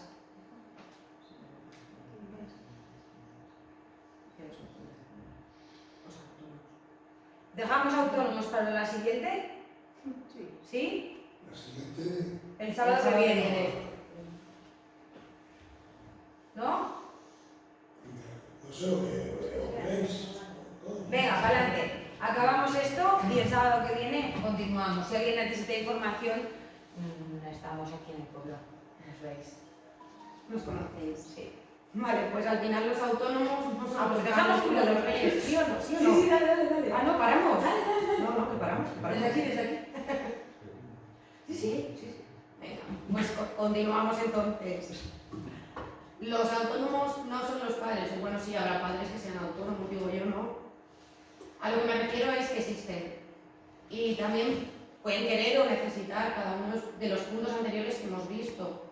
Tanto ellos como su empresa. Preguntarle, ¿hay algún autónomo en la sala? Hemos visto que sí, que hay bastantes también. Por ello, la clave inicial en planificación financiera es separar nuestra vida personal de nuestro negocio. De nuestra vida personal. Aunque parezca mentira, ¿sí? Adiós. Para garantizar que si una de ellas de estas dos vías no funciona, por cualquier imprevisto, la otra no se ve afectada, o por lo menos no en tanta medida. Vale. De medio un trabajador por cuenta propia recibe una pensión de un 41% menor que la de alguien que trabaja en el régimen general, era lo que hablabas tú antes. Alguien que cotiza siendo autónomo recibe una pensión de un 41% menor. Por ello, establecemos unos determinados puntos, pues, el primero era el separar vida de negocio, unos determinados puntos para protegernos como autónomos, ¿vale? El punto primero era proteger esa jubilación de la que hablábamos, pues al final tenemos que protegerla de manera privada que se puede. Punto 2, proteger una baja laboral. Los trabajadores autónomos autoempleados dependen 100% o dependemos 100% de nosotros mismos. Supongamos un fontanero, si trabaja, ingresa. Si no ingresa, porque se parte una pierna, o sea, si no trabaja, pues no ingresa porque se ha partido una pierna, no ingresa. O sea, es muy sencillo. ¿Qué debe proteger? Una baja laboral. ¿Cómo? Mediante un seguro de incapacidad temporal que compense los ingresos que deja obtener a causa de esa incapacidad temporal. ¿Vale? ¿Y por qué? Porque durante los 3 primeros días de baja como autónomos la Seguridad Social no nos paga nada. Del 4º día al 20 nos pagarán un 60% de nuestra base de cotización. Y es, ojo, de la base de cotización, no de lo que percibimos realmente. Y por último, a partir del día 20 en adelante cobraremos un 75%, teniendo que restar su correspondiente cuota de autónomos, que no dejamos de pagarla hasta el 3er mes de baja. Cálculos. ¿Vale? ¿Cómo lo podemos proteger? Vamos a suponer, esta persona, este fontanero del que hablamos, ingresa 2.500 euros habitualmente, tiene un gasto fijo de 2.000. ¿Vale? Su base de cotización es casi de 1.000. Hemos cogido tramos, pues tiene una base de cotización de 960 euros, se supone que todos los meses tiene una cuota casi de 300, salen 294. Partimiento piernil. El hombre no puede ir a trabajar. Pues primer mes, ¿qué recibiría? El 60% de la base de cotización, que es lo de arriba, para, digamos, del día 1 al día 20, porque los 3 primeros no cobran nada, o sea que, bueno, como contamos el mes entero, pues ponemos por los primeros 20 días, y los otros 10 que quedan, el 75%. En total, ¿vale? Ese señor ha ingresado 624 euros. Aquí podemos hacer los cálculos de diferentes maneras. Necesita un fijo de 2.000, porque son los gastos fijos que tiene. Si yo le quito a los 2.600 y pico que le ha dado la Seguridad Social, este señor está jodido que te cagas, le faltan 1.300 euros ese mes. ¿Vale? A esos 1.300 le puedo quitar las cuotas de autónomos que las tiene que pagar y le quedan 1.000, es decir, tiene un déficit bastante amplio. Si solo tenemos en cuenta lo que va a cobrar menos la cuota de autónomos, pues percibe líquidos 330, segundo mes percibe líquidos 420 y del mes tercero en adelante 720. ¿Por qué? Porque ya no está pagando las cuotas. Vale. ¿Qué debería hacer? Bueno, pues como bien decía Marta, puede tener, ¿vale? Por un lado puede hacer la jubilación, por otro lado puede tener un seguro de baja laboral. Los seguros de baja laboral lo que hacen es dar esa cobertura. A partir del momento en el que nos damos de baja, nos van pagando y nos pueden pagar por días, ¿vale? O nos pueden pagar al final de la baja, es decir, cuando presentamos el alta. Es más barato si lo hacemos por días prepactados con una tabla que se llama un baremo, porque al final si tienes un apendicitis y pone que son 20 días y tú pasas 25, pues te jodes, te voy a pagar 20 porque has pactado lo de la tabla, ¿vale? Pero la parte positiva es que como viene por días fijos, se cobra cada día, hasta el día máximo de cobrar. Cuando podemos cobrar durante toda la baja, como no sabemos cuándo va a ser el alta, hasta que no llega al final no lo cobramos. Bueno, esto no sé si ha quedado entendido, más o menos entendido. Cuestión, podemos tener una franquicia en este seguro. Si esta persona cubre la jubilación, tiene un seguro de baja laboral. Punto 3, crea un colchón de imprevistos para situaciones de este tipo y en ese colchón de imprevistos tiene 4.000 euros. Tiene cubiertos 2 meses. ¿Qué quiere decir eso? Que podría ponerse una franquicia en el seguro. Si en los cálculos que hemos visto le faltaban más o menos unos 1.000 euros al mes, pues 1.000 entre 30 días, 36 euros. Necesita cobrar 36 euros al día, ¿vale? Cada día que esté de baja. Como tiene 4.000 de colchón de imprevistos, no necesita cobrarlos hasta que no llegue el mes 3 de baja. ¿Sí? Hacer esa franquicia, es decir, posponer que tú puedas cubrirte solo durante unos días, pues resulta más barato, ¿vale? Pero ¿es rentable o no es rentable para un autónomo tener este tipo de seguro? ¿Merece la pena? ¿Le merece la pena más que subir la base de cotización y cobrar sobre una base mayor? Uy, no sé si vosotros lo visteis. Es una desgracia, pero ya se ha arreglado. Vale, hemos hecho el cálculo. En la parte de la izquierda lo que vemos es el autónomo que factura 2.500 euros, va a facturar igualmente 2.500 euros, tenga el seguro de incapacidad laboral temporal o no, paga IVA, paga la cuota de la seguridad social, paga el IRPF, en este caso no paga el seguro, con lo cual le quedan líquidos, le quedan para él 1.420 euros.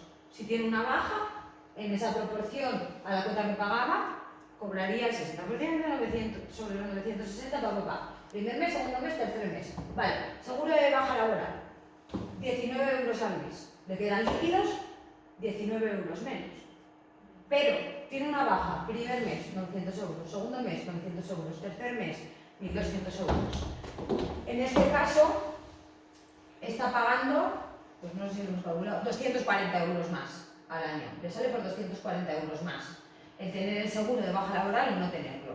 Si además seguimos complementando esta desprotección y esta desvinculación de la que hablaba Marta con un seguro médico, el seguro médico es desgravable para los autónomos, no en todas partes, pero sí en León, hasta 500 euros al año. Si yo le iba a pagar 500 euros a Hacienda de todas, pues me hago el seguro médico, se lo pago a una aseguradora y igual no tengo que estar 3 meses de baja. ¿Por qué? Porque me van a atender más rápido. No tienen por qué atenderme mejor que la Seguridad Social, que muchas plazas de la Seguridad Social han ido por oposiciones y es gente que ha estudiado un montón, hay grandes profesionales, pero no tienen tiempo. Es que no hay atención, o sea, no hay tantos profesionales como personas que pueden necesitarlo. De la otra manera, tienen segunda opinión médica, puedes ir directamente a los especialistas, menos tiempo de baja, antes cobro, que es lo que necesito, volver a ingresar, ¿vale? Y en ese caso, los 500 euros, en vez de pagárselos a Hacienda, me los van a desgravar, los pagaría el seguro médico. 500, digamos, que me ahorro si tengo en cuenta cómo trabajar como autónomo, menos 240, pues con esta información estoy 260 euros mejor que antes y más protegido, ¿no? ¿Esto bien? ¿No? No, quiero decir que cuando hay un problema de salud realmente no es así. Eso es todo... ¿En los seguros médicos? Sí. Depende de la aseguradora. Yo te lo digo porque mi marido ha tenido unos problemas de salud muy serios y precisamente por ese motivo nunca jamás nos han consentido hacer un seguro médico. Ah, porque como ya tienes problema, estoy deseando que salga la ley esta nueva, Claro. que cuando han pasado 10 años de haber Pero es que padecido un cáncer o no sé qué, no sé cuál, ya no te incluyan en esa lista. Sí, yo te... Porque Te José, por entiendo, ejemplo, pero- que ha estado con una enfermedad muy seria, han pasado muchísimos años, lo ha superado y no le hacen un seguro médico. ¿Qué pasa? El año pasado tuvo un problema de salud serio. Todo eso, Hay la parte de acá. Vale. Porque la otra Hay es ningún problema. O sea, hay aseguradoras que pagando un poco más te lo hacen, Pues yo no la he encontrado. ¿vale? Porque Si yo, por ejemplo, necesitas y quieres ayuda en ese punto, yo te lo digo porque con José yo no he conseguido que una Pero, aseguradora médica la haga. claro. Y él tuvo un cáncer hace 22 años.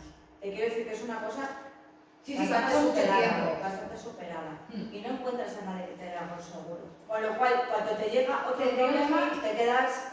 Ahí tendríamos que ir, lo primero, a la definición de lo que es una aseguradora, de lo que es un seguro.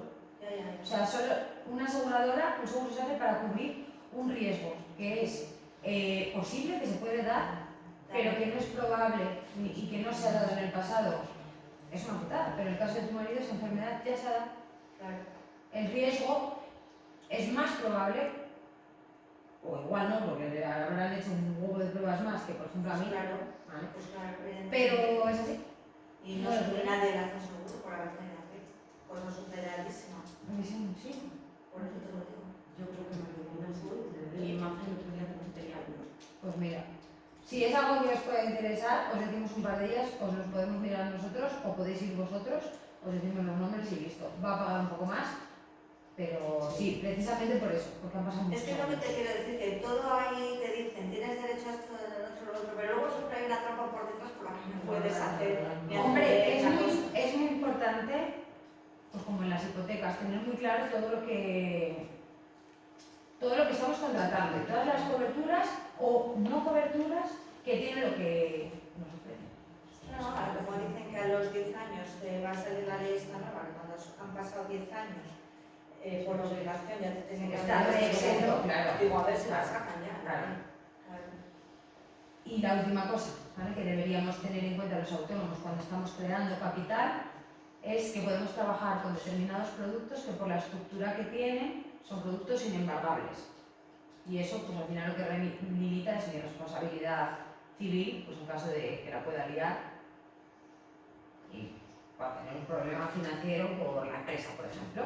Vale, pues un poco como resumen, como autónomos, lo que deberíamos de proteger sería, punto primero, nuestra jubilación, segundo, una baja laboral, tener un colchón de imprevistos, poseer un seguro médico y hacerlo todo con herramientas que mejoren al final nuestra fiscalidad con productos inembargables que los hay, ¿vale? Y cada caso, por supuesto, pues es diferente y calculable. Vale, y poco más, ¿no? Salen, aquí os dejamos de nuevo el Excel de pérdidas y ganancias, el de ingresos y gastos que habíamos hablado antes, por si alguien no se lo ha descargado. Y también la página de los simuladores, donde ha estado mi compañera Raquel sacando esas simulaciones de todos los objetivos. A modo de resumen, todos tenemos objetivos, necesidades en cada momento de nuestra vida, corto, medio y largo plazo. Lo que queremos inminente no implica que tengamos que dejar de vivir. Y por eso es importante definir qué quiero y para cuándo y qué recursos son de los que dispongo. No es lo mismo un objetivo a corto o a medio largo, pues el sistema financiero no es perfecto. ¿Preguntas? Una chaqueta hemos pegado, ¿no? Un poco. Vale, ¿hay alguna pregunta? Sí, online pregunta María Soto, a ver, ¿cómo podemos reducir nuestras deudas de manera eficiente y responsable? Vale. ¿Cómo podemos reducir nuestras deudas? Las deudas ya están por tanto contraídas. Pues lo que se puede hacer para reducir la deuda es lo mismo que hemos visto en el caso de las hipotecas. Primero, reducir los gastos variables o gastos hormigas que podamos tener, que se habla mucho de ellos, ¿vale? Para con eso empezar a crear capital a corto plazo y inicialmente ni tan siquiera empezaría invirtiendo ese capital, sino que iría haciendo amortizaciones parciales para reducir el capital que debo y que se vaya reestructurando el cuadro de amortización. A partir de ahí ya empezaría a invertir una parte para generar interés compuesto. Otra cosa que se puede hacer si tenemos varias deudas es refinanciarlas y unificarlas todas en un único préstamo con mejores condiciones. En el caso habría que calcular a cuánto asciende la deuda total, porque a lo mejor sería una buena opción, aunque parezca que no, ¿vale?, alargarlo en el tiempo para tener cuotas más bajas e invertir parte del capital que tienes, porque si hablamos de muchas pequeñas deudas probablemente estemos hablando de préstamos personales y no de un hipotecario y son más caros. Vale, hay otra relacionada con lo que has comentado ahora de gastos hormiga y demás, ¿no? Que muchas veces pasan ahí un poco, pues bueno, precisamente son hormiga porque muchas veces no te das cuenta que están ahí, ¿no? Entonces, pregunta un usuario anónimo que a ver qué herramientas, posiblemente tecnológicas, nos recomiendas para llevar un seguimiento de nuestras finanzas personales e identificar ese tipo de gastos. Vale, ¿qué pasa? Los gastos hormiga muchas veces se dan cuando pagamos en efectivo. Entonces, de poco te sirve una herramienta tecnológica si no gastas en efectivo y no te molestas tú al final del día en apuntártelo en casa. Como hemos visto en el Excel antes de ingresos y gastos, se puede hacer un libro contable donde entren todos esos gastos. Si no, casi cualquier banco a día de hoy, ¿vale?, tiene dentro de la aplicación, te permite categorizar en qué has ido gastando el dinero. Pero vamos, lo más sencillo es que tú hagas un balance mental, aunque sea, a final de cada día de qué es lo que ha ido pasando. Vale, hay otra pregunta de José Luis López que creo que es bastante interesante, ¿no? Porque muchos hablan también de que hay ese desconocimiento en finanzas, sobre todo en España, ¿no? Y entonces pregunta que a ver cuáles creéis que son las mejores prácticas para enseñar a los niños sobre el manejo del dinero y la importancia del ahorro. Vale, hablar de dinero. La primera es hablar de dinero. Sí. Involucrarles un poco en casa. Pues imaginar, la cosa más absurda del mundo, vas por la calle con el niño y quiere comprar chucherías. Pues no te las voy a comprar. ¿Por qué? Porque no. Pues no le digas por qué no. Mira, no te las voy a comprar porque te voy a fijar un presupuesto. Le explicas lo que es un presupuesto. Puedes gastar en chuches tanto a la semana. Le das las monedas. Involucrarlos realmente en lo que es el dinero y en el uso del dinero. Y luego, por supuesto, en los coles. Nosotros lo que trabajamos en un análisis financiero con una persona, con otros términos más sencillos, cualquier chaval a partir de 10 años lo puede entender.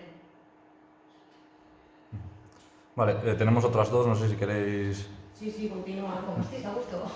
Vale, pregunta Guillermo Martínez, a ver cuáles son las implicaciones fiscales que debemos tener en cuenta al planificar nuestras finanzas. Depende de cómo sean tus finanzas hoy, de lo que quieras y de para cuándo lo quieras.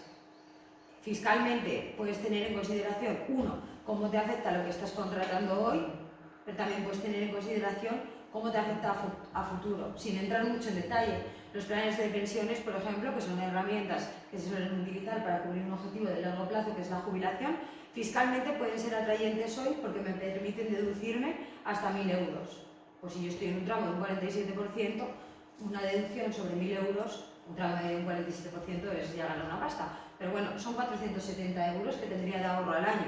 Si yo eso lo hago durante 20 años, pues echar cálculos. Fiscalmente puede ser atractivo. Ahora bien, cuando yo voy a hacer el rescate de ese capital, voy a rescatar tanto por lo que he aportado, que he pospuesto el pago de ese impuesto, como por lo que he generado nuevo, por el beneficio, todo a rendimientos netos del trabajo. Si tu objetivo es fiscal, tal vez sea un buen producto. Si tu objetivo es tener un patrimonio, el día que te jubiles, a lo mejor el producto no es ese, y es mejor que generes, por ejemplo, una renta vitalicia que si la haces líquida a partir de los 70 años, pues va a tener una connotación de en torno a un 2% sobre el total de la renta.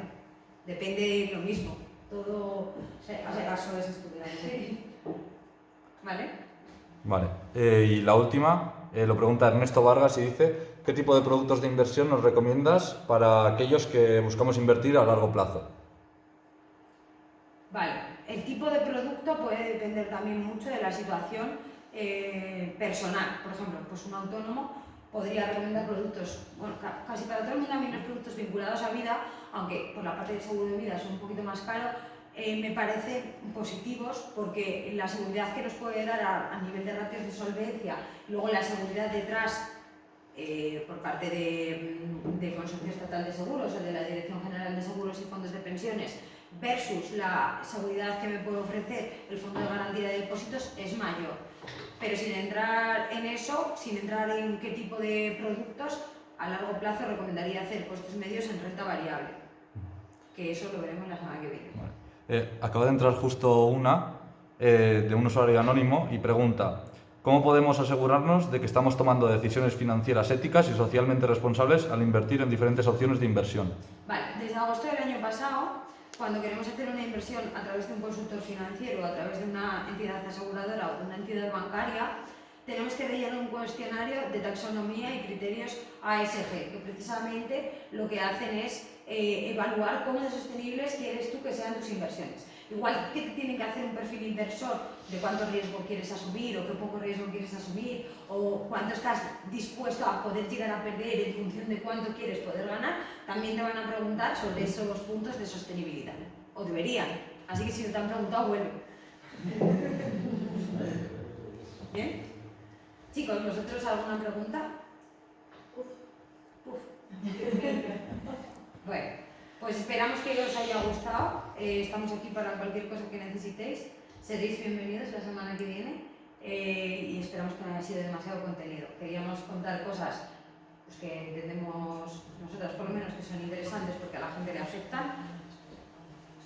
Esperamos no haberos dado mucha chapa. Hemos traído para los que queráis unos vales para vosotros o por si queréis entregárselos a alguien para poder ver precisamente pues, una de estas situaciones, ¿vale? De manera gratuita y personalizada. Preguntáis muchas cosas personales que al final son personales. Entonces el que quiera puede venir a recogerlo. Si habéis pensado en alguien porque es autónomo, porque tiene hijos o lo queréis canjear vosotros, podéis recogerlo. Y la gente del directo, pues si necesita algo, pues nos podéis mandar un mensaje directo y hablaremos con vosotros. Sí.